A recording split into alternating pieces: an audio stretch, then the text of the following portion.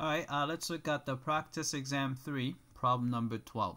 Alright, first let's look at the limit of this sequence. Right, so you can see that as n approaches infinity, numerator and denominator go to infinity. So we're gonna have to do something about that.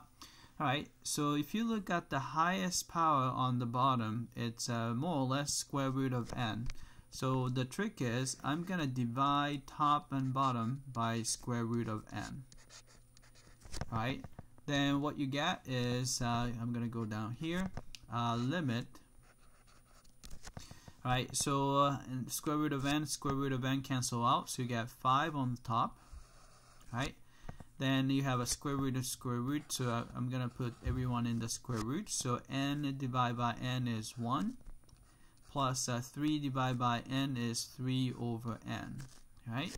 As n approaches infinity, right? But you can see that as n gets larger and larger, 3 over n gets closer to 0. So what's left is 5 over square root of 1, which is a long way of saying 5. Right? So we have that. And let's look at part B. Right?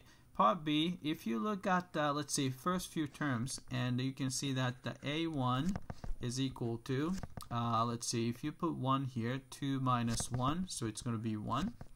A2, if you put 2 here, so it's 2 minus negative 1 squared, so 2 plus 1, so 3.